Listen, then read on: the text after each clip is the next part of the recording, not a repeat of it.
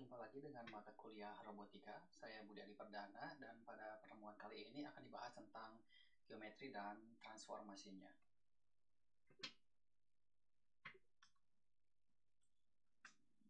Sebelum kita memulai tentang apa sih sebetulnya geometri dalam georobotika itu, kita akan bahas dulu kenapa sih sebetulnya geometri dalam robotika itu cukup penting. Ini beberapa contoh gambaran tentang bentuk-bentuk dari robotika itu sendiri. Dan kuncinya memang di sini kita perlu tahu bentuk-bentuk atau geometri untuk bisa menjelaskan atau bisa memanipulasi bagaimana robot itu supaya sesuai dengan keinginan kita. Geometri dalam robotika itu bisa digambarkan dalam bentuk titik, garis, bentuk, ataupun ruang. Tapi pada pertemuan kali ini kita akan hanya terfokus pada titik dan garis saja. Dan nanti bentuknya akan seperti ini, di mana titik-titik ini adalah joint-joint dari robotika itu sendiri, dan garis adalah penghubung dari antara joint itu sendiri. Ini salah satu contohnya. Kalau kita punya sebuah bentuk lengan robot seperti ini, di mana terdapat 1, 2, 3, 4, dan 5 joint dengan satu NF vector di sini. Ini kita bisa sederhanakan menjadi ada 1, 2, 3, 4, 5 titik, dan terakhirnya itu adalah NF vektornya itu sendiri. Ini salah satu contoh lain. Kita memiliki 1, 2, 3, dan satu buah NF vektor, sehingga kita bisa sederhanakan ini dalam titik dan garis menjadi 1, 2, dan 3, dan juga satu NF vektor seperti ini. Itu kenapa geometri penting dalam robotika ini, karena kita bisa menyederhanakan beberapa kasus kompleks dalam robotika itu sendiri. Kunci dari transformasi dan geometrika akan dibatasi hanya pada kasus 2 dimensi. Jadi hanya 2 dimensi untuk lebih menyederhanakan, tapi nanti ke depannya ini bisa dikembangkan menjadi ke 3 dimensi. Seperti itu.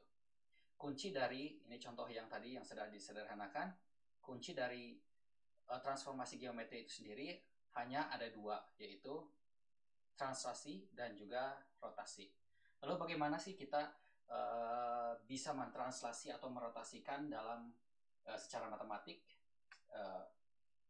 Ini adalah kalau kita punya sebuah sumbu y dan x, itu jadi di mana kita memiliki koordinat ya misalkan tertentu gitu, kita bisa sederhanakan perubahan dari koordinat itu tersebut terhadap titik yang baru itu bisa jadi x-aksen adalah koordinat yang baru dan y-aksen itu adalah koordinat yang lama ditambahkan suatu perubahan terhadap sumbu x dan sumbu y.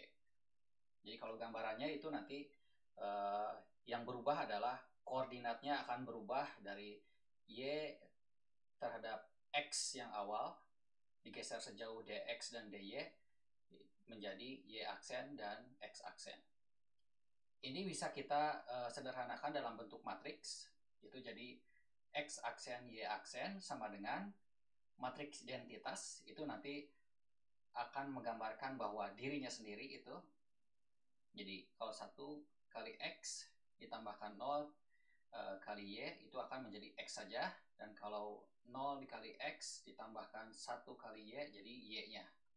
Itu pentingnya matriks identitas. Lalu dia digeser sejauh dx per dy. Tapi untuk lebih menyederhanakan lagi bentuk matriksnya ini sendiri, kita bisa bentuk menjadi seperti ini, yang di sini. Dimana kita punya koordinat x-aksen dan y-aksen, ditambah satu lagi ini nilai yang sebetulnya kita tidak butuhkan. Ini biasanya hanya penskalaan saja. Lalu dikalikan matriks transformasi, di mana yang pertama adalah dia memiliki matriks diagonal identitas. Ini yang akan membentuk nilai si x dan si y itu sendiri. Lalu yang terakhir itu dia akan sebagai bagian untuk menggesernya itu sendiri. Jadi kalau misalkan X itu adalah 1 kali X berarti X, 0 kali Y berarti Y-nya tidak ada, lalu ditambahkan DX kali 1.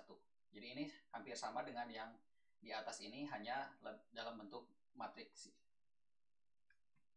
Nah, jadi dengan menyederhanakan ke dalam bentuk ini, kita yang asalnya memiliki 2 buah operasi matriks, sekarang kita hanya memiliki 1 buah operasi matriks, dan ini akan mempermudah nanti dalam proses perhitungan matematik dan juga nanti kedepannya dalam komputernya kalau misalkan kita berhubungan dengan numerik.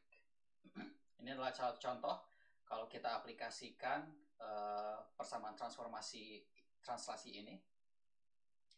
Kalau kita geser terhadap sumbu X dan ini terhadap sumbu Y, jadi masing-masing.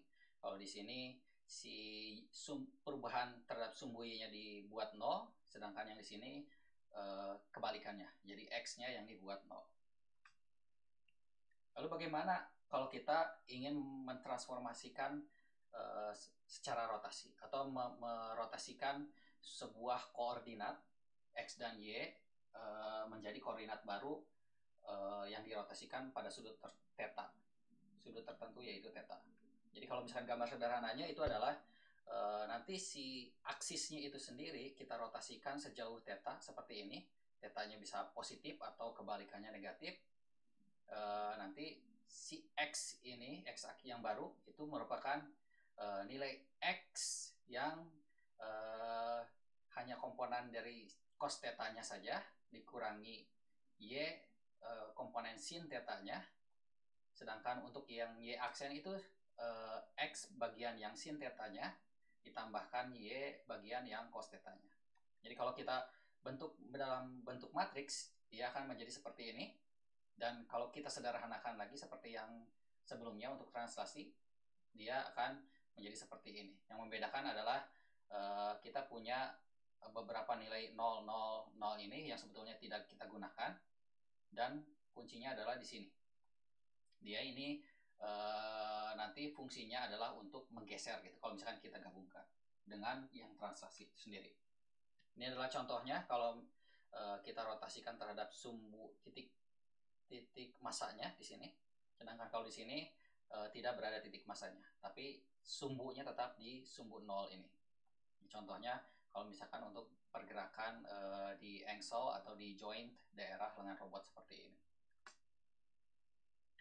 Nah, yang jadi masalah adalah kalau kita ingin merotasikan di joint yang kedua, bukan di pada posisi 00, kalau kita transformasikan menggunakan matriks yang sebelumnya, ini akan menghasilkan sebuah rotasi yang salah, seperti ini.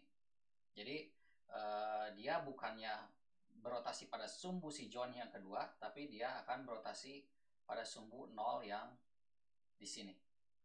Oleh karena itu, kita harus melakukan sebuah trik supaya kita bisa mentransformasikan pada titik yang ini. Yaitu, yang pertama kita geser titik ini menjadi ke sini, lalu kita rotasikan, dan setelah dirotasikan kita kembalikan lagi koordinatnya ke posisi yang di sini. Jadi seakan-akan kita transformasikan ke arah minus XY supaya pindah ke lubang sini, kita rotasikan, lalu kita geser lagi ke posisi awalnya. Yang ini transformasinya itu mengikuti aturan rantai seperti ini. Jadi ada 3 buah transformasi yang diperlakukan untuk rotasi yang di sini. Ini kalau kita mengaplikasikan multiple axis, jadi joint itu bukan hanya 2 tapi beberapa joint, itu gambarannya seperti ini. Jadi kita punya sumbu yang pertama, aksis untuk joint yang pertama, ini ya tentu saja biasanya tegak lurus terhadap bidang yang bawahnya. Lalu joint yang kedua ini dia akan tegak sejajar dengan joint yang pertama, sehingga sumbu X-nya ini akan sama arahnya dengan si joint yang pertama. Lalu Y-nya itu tegak lurus. Lalu kita sambungkan lagi ini, nanti akan tegak lurus juga terhadap yang X2 dan yang ini, dan juga berlanjut seperti seterusnya. Seperti itu. Dan ini kalau misalkan gambaran yang lain, tentu saja si sumbu X ini akan selalu sejajar dengan joint yang sebelumnya. Seperti ini. Dan Dan ini contoh yang lain kalau misalkan bergerak ke arah yang lain. Nah, yang jadi pertanyaan, kenapa sih kita menggunakan aturan si aksisnya itu memiliki sudut yang berbeda dari setiap jointnya itu sendiri? Tidak kita aplikasikan semuanya itu memiliki aksis yang sama saja, sudutnya 90 derajat misalkan seperti ini, atau tegak lurus dengan si bidang sumbu normal yang di sini. Yang jadi pertanyaan adalah, kalau kita fokus hanya di sisi matematik, mungkin ini memang lebih sederhana karena kita tidak perlu lagi merotasi sumbu-sumbu yang ada di setiap jointnya ini. Tapi kalau kita amati dari sisi mekatronika, ini akan sangat rumit. Kalau kita mendesain lengan-lengan robot ini menggunakan dinamo atau motor, itu akan lebih sulit untuk diatur atau dikendalikan. Kita sedang berada di sudut berapa sih gitu. Dan disinilah yang akan lebih mudah ketika kita aplikasikan ke mekatronika itu sendiri. Tapi memang kekurangannya secara matematik ini akan lebih rumit. Jadi kalau kita gabungkan antara matriks translasi dan rotasi, ini akan bentuknya menjadi seperti ini. Ini adalah bagian untuk rotasinya, dan yang ini untuk translasinya, seperti itu. Dan kedepannya kalau kita ingin menggunakan matriks ini, kita bisa sederhanakan untuk cos bisa jadi C saja, C theta, dan sin itu sebagai S theta. Karena nanti kedepannya kita akan memiliki banyak sekali cos dan sin yang digabung karena proses aturan rantai untuk kedepannya itu. Jadi nanti kita bisa sederhanakan seperti ini untuk memudahkan kedepannya. Lalu bagaimana kalau misalkan kasusnya itu 3D? Karena yang sebelumnya ini hanya 2 dimensi saja. Jadi kita, kalau di kenyataan kita butuh 3 dimensi. Ini sebetulnya cukup sederhana. Yang membedakan adalah, contohnya kalau kita ingin merotasikan pada sumbu Z, berarti si sumbu Z-nya itu yang akan konstan. Sehingga nilainya itu, si Z yang ini, dia akan bernilai dirinya sendiri, yaitu Z. Karena Z tidak mungkin akan berubah ketika dirotasikan terhadap sumbu Y. Jadi Z. Jadi yang akan berubah hanya sumbu X dan sumbu Y. Sehingga matriks rotasinya hanya yang bagian X dan Y-nya saja yang berubah. Nah, ini adalah bentuk kalau kita rotasikan terhadap sumbu Y, sumbu Z. So, kalau kita ingin rotasikan terhadap sumbu X, itu berarti yang pertama, si X itu tidak akan berubah, sehingga nanti si X itu hanya dikalikan 1 atau identitas menjadi dirinya sendiri, dan yang berubah itu adalah yang Y dan Z. Jadi ini nanti bagian untuk yang Y dan Z untuk rotasinya gitu. Katanya seperti itu. Ini gambaran untuk rotasi pada sumbu X. Ini misalkan gitu ya. Dan juga kalau misalkan untuk sumbu Y, ini sama saja seperti yang sebelum-sebelumnya, bahwa Y itu kalau kita rotasikan tidak akan berubah, sehingga nanti bagian yang Y itu akan hanya seperti matriks identitas, dan yang X itu adalah yang Z yang akan berubah. Jadi di sini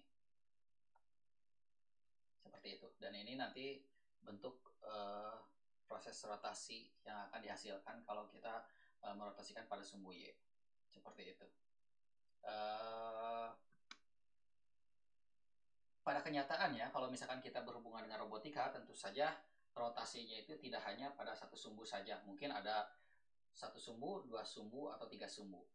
Jadi nanti kita akan merotasikannya itu secara beberapa kali.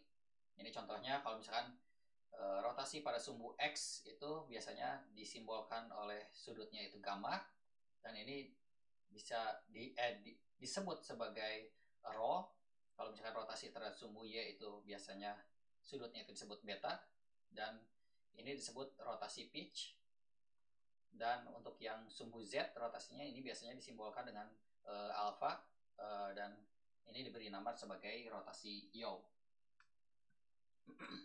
Untuk yang 3 dimensi pun proses transaksinya itu cukup sederhana. Kita hanya menambahkan